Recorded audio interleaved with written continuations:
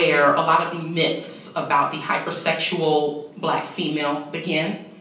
It's also, could be argued that the myths about the alpha black male, the strong black male, the, the basketball player types, the football types, and how basically how all blacks are just used as, or only useful for physical activities.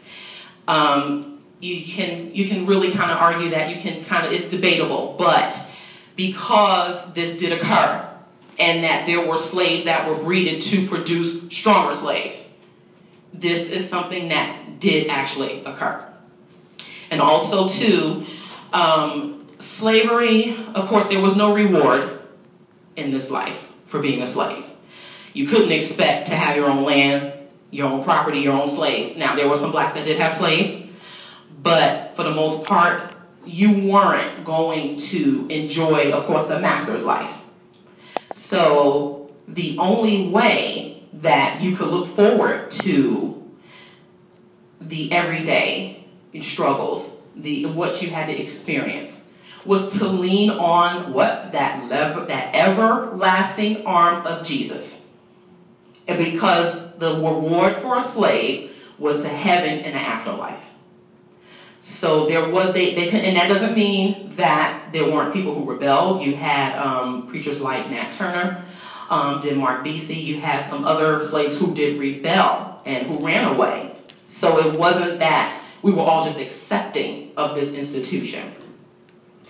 But also keep in mind that slaves were not allowed to read and write. I'm probably backpedaling a little bit. But it was illegal for a slave to read and write. The only book that was allowed to have been interpreted to them was the Bible. The slave preachers may have had just a little bit more knowledge than the everyday run-of-the-mill slave, because they had to interpret it. Now, yes, Eduardo brought up in either a private conversation or in the diversity panel yesterday that the slaves also were, the masters were concerned about gatherings of this type, especially anything inspirational that would galvanize anybody to want to try to rebel or, revolt. So they did prohibit a lot of gatherings, especially amongst any slaves that might have been sort of, like-minded or who shared the same culture or what have you. So these were prohibited. Any opportunity that was given to make sure that the slave's purpose was just to serve, that's what they did. So just giving a little insight into just, they were brought over here and they were slaves and that was it. There's a little more detail than that. Now, of course, you had the Civil War, you had the abolitionists who opposed slavery during those centuries that the slave trade took place. And then, of course, slavery was abolished in around 1865. It may have taken a little bit longer than that. We all know that, everyone should know that Abraham Lincoln's primary purpose was not to abolish slavery, but to preserve the Union. If you didn't know, or if you don't know, now you know. So after slavery, for a little while during Reconstruction, there was an effort to help newly freed blacks who were devoid of education. They couldn't read or write. They couldn't really do much for themselves beyond what they had been trained to do. So here you have people, they're disconnected from the homelands in which their ancestors came from. There's no way to really get back there. And so now they're having to assimilate into a culture and identify with people who have pretty much told them that they were nothing and to basically worship them. So here you have, there were efforts to help slaves and other blacks during the Reconstruction time. You had a lot of black businesses. You did have some black congressmen. And there were other efforts. And of course, during this era, you also had the inception of the Ku Klux Klan, who, through very unfounded fears and through their own prejudices and hatred, would try to keep black folks down, and also other whites who didn't agree with their ideology. So, and then after Reconstruction, and which was pretty much ended in the mid-1880s, you had the enactment of the Jim Crow laws, which was the foundation for segregation and a lot of unequal treatment and racism towards blacks and other minorities. This is a picture of, I don't know if this is Al Jolson or maybe someone else can better tell me who it is. It is Al Jolson. Now, this was pretty common back in probably the late 1800s, early 1900s for white entertainers to dress in what is called blackface. It is stereotypical of what black people look like, meaning that I know I don't look like that.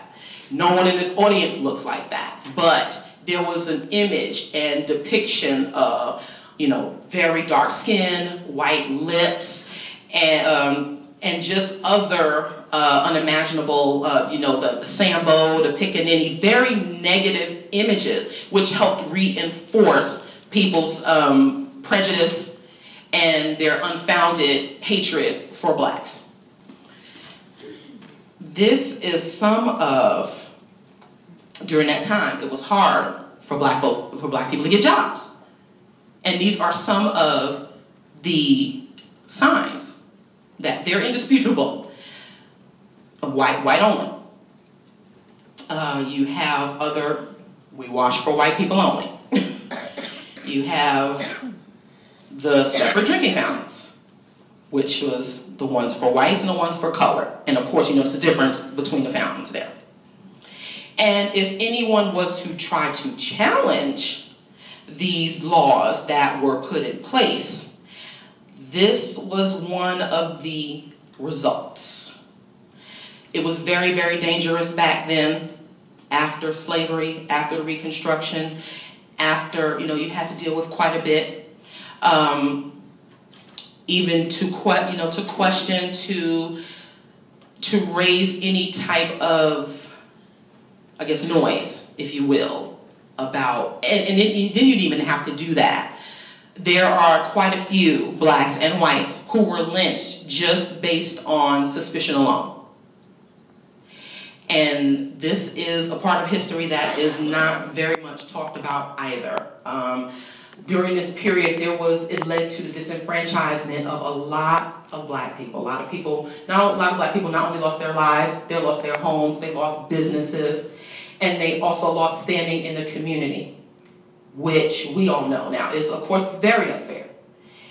And a good book, a good piece of literature to read is Without Sanctuary, Lynching Photography in America. I will warn you, it is very graphic. And I forget the name of the author right now because I do have that book in my house. But it does chronicle these, very much in the South and in the Midwest. It is something that everyone should know, even if, again, I bring this word empathy up a lot. But yes, it was very turbulent times. It is very painful for a lot of older black people to talk about because it was just something that you didn't talk about. You pretty much had to accept it as it was, because if you didn't, you would die too. And I know I wouldn't have wanted to lose my life either. Is that Melanie Peoples that wrote that? I'm not sure. I don't think it was a woman that wrote it. It's worth noting that none of the white people there were afraid of having their photos. Oh, of course not. Yeah, it absolutely was. It was a symbol of pride for them. They were like, I killed me a nigger. They would send postcards. They would take pictures. I mean, they were proud. And let me note, the Ku Klux Klan ran on a Christian platform. Many of these people were good Christians who thought that they were doing the Lord's work.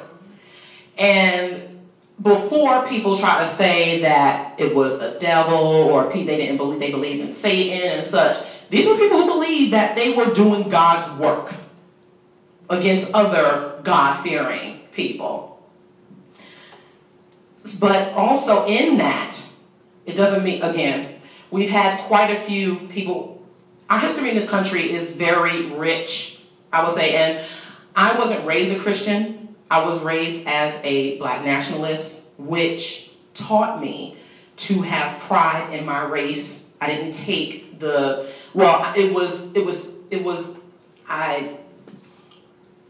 the teachings were